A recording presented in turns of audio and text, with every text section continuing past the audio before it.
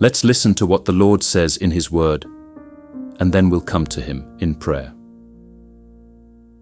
God is working inside you even when you don't feel Him. God is shaping your desires even when you think they're completely your own. God is empowering your actions even when you believe you're operating in your own strength. This isn't just religious theory or hopeful thinking. This is the profound reality of what happens the moment you surrender your life to Christ. Every godly desire you've ever had didn't originate from your willpower. Every righteous action you've ever taken wasn't powered by your determination alone. Every step of obedience you've managed to walk wasn't because you finally got your act together. It was God, actively, intentionally, powerfully working in you both to will and to do for His good pleasure. This truth changes everything about how we approach our faith, our failures, our spiritual growth, and our daily walk with God. Philippians chapter 2 verse 13 declares, "For it is God who works in you both to will and to do for His good pleasure." Just before this verse, Paul instructs believers to work out their salvation with fear and trembling. And immediately after giving that instruction, he reveals the beautiful secret of how that's even possible. The secret is this: God Himself is the one working in you. Not just working around you or working for you, but working in you. The Greek word Paul uses here is energio, from which we get our word energy. God is energizing you from the inside out. And notice what God is working in you to do. Two things: to will and to do. To will means to desire, to want, to choose. To do means to act, to accomplish, to carry out. God is working on both your desires and your actions. He's transforming what you want and empowering what you do. I've spent years in my Christian walk believing that my job was to manufacture the right desires and then muster up enough strength to act on them. I thought spiritual growth meant trying harder, doing more, and somehow becoming good enough. I exhausted myself trying to want what God wanted and do what God required. But this verse dismantles that entire approach to faith. It tells us that even our desire to please God comes from God. Even our ability to do what pleases Him is powered by Him. We're not the source, we're the vessel. We're not the power, we're the recipient of the power. This doesn't mean we become passive or lazy in our faith. The verse before this tells us to work out our salvation. But it does mean we stop trying to work from our own resources and start cooperating with the divine energy already flowing through us. Think about what this means for your struggle with sin. You're not fighting alone with willpower that constantly fails you. God is working in you to change your very desires, to make you want holiness more than you want sin. He's not just commanding you to be different. He's making you different from the inside out. Think about what this means for your calling. You're not responsible for manufacturing passion for God's purposes through sheer determination. God is the one creating that passion within you, stirring those desires, and then empowering you to walk in them. Your job is to yield to what He's already doing. Think about what this means for your daily obedience. Every time you choose prayer over sleep, worship over worry, forgiveness over bitterness, generosity over greed, that's not just you being a good Christian. That's God working in you both to will and to do for His good pleasure. The phrase "for His good pleasure" is crucial. God's work in you isn't random or aimless. It has a specific purpose: His pleasure. But God's pleasure isn't like human pleasure, selfish, capricious, or controlling. God's pleasure is found in our transformation, our freedom, our joy, our wholeness, and our ultimate glory with Him. When God works in you to please Him, He's actually working to complete you, to fulfill you, to make you into the person you were created to be. His pleasure and your good are not in conflict, they're in perfect harmony. I've discovered that the Christian life becomes exponentially less burdensome when I understand this truth. I'm not trying to impress a distant God with my performance. I'm cooperating with an indwelling God who is already actively transforming me. This verse also protects us from two dangerous extremes. On one hand, it protects us from the pride of thinking we've achieved spiritual maturity through our own efforts. On the other hand, it protects us from the despair of thinking we can never change because we're too weak or too broken. God is working in you. That's present tense continuous action. Is working actively, constantly, powerfully working in you both to will and to do for His good pleasure. Every time you sense a desire to pray, that's God working in you. Every time you feel conviction over sin, that's God working in you. Every time you choose obedience when disobedience would be easier, that's God working in you. Every time you extend love when you want to hold a grudge, that's God working in you. You are not alone in this journey. You are not abandoned to your own resources. You are not expected to transform yourself through human willpower. God Himself has taken up residence in you through His Holy Spirit, and He is committed to completing the work He started in you.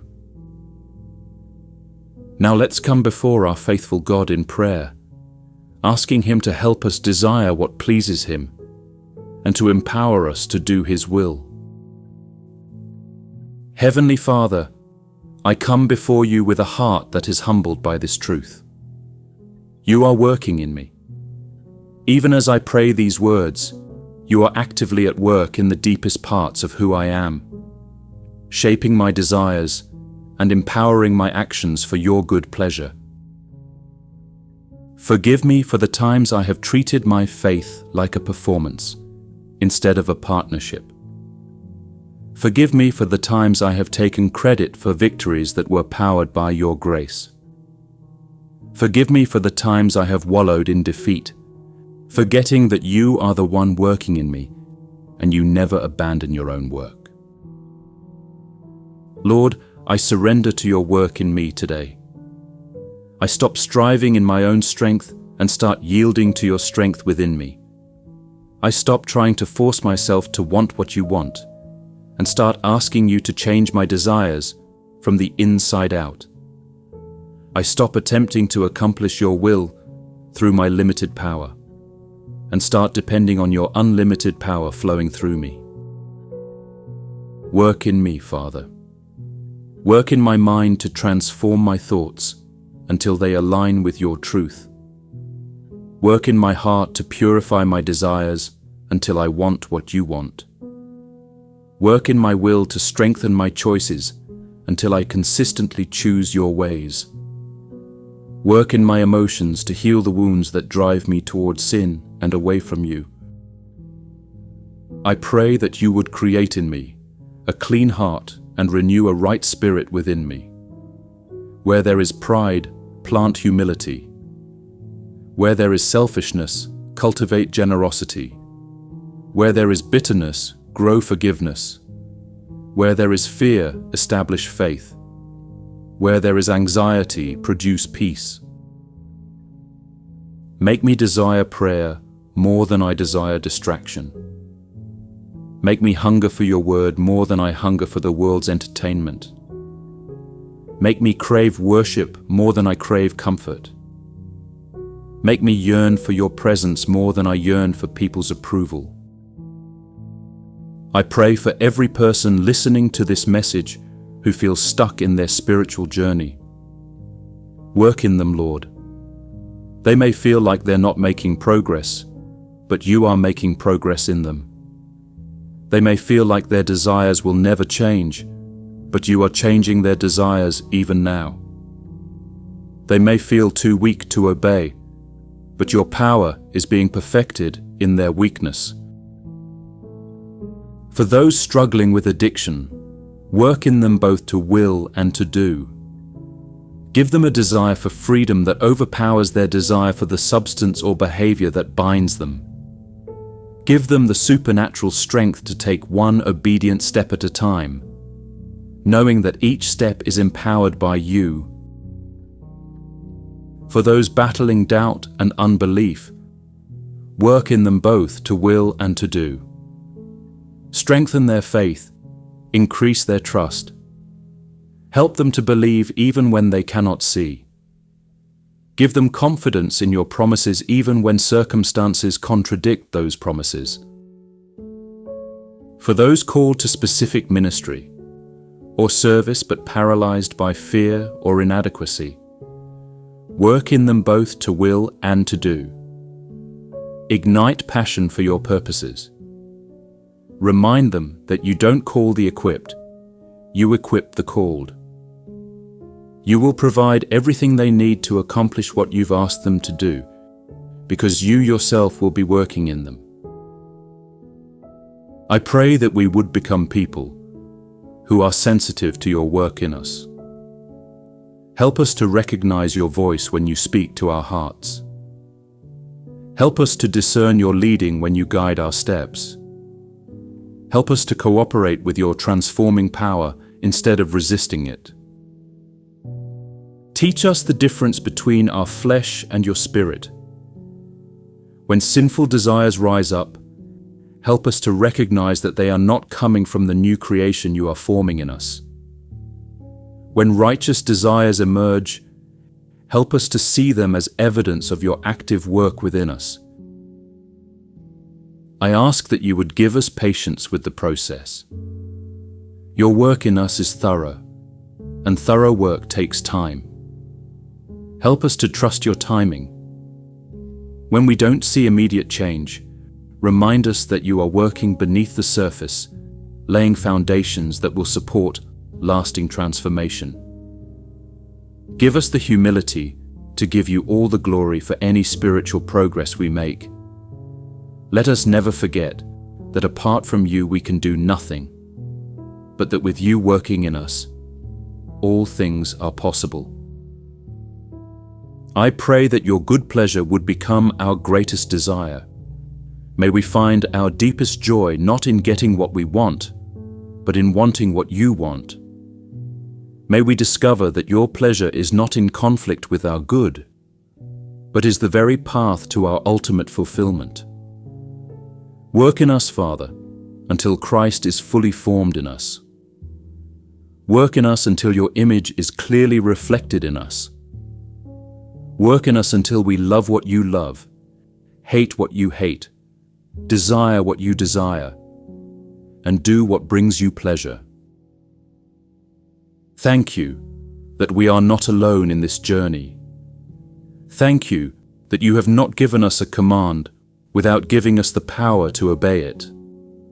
Thank you that you are not a distant God demanding performance, but an indwelling God enabling transformation.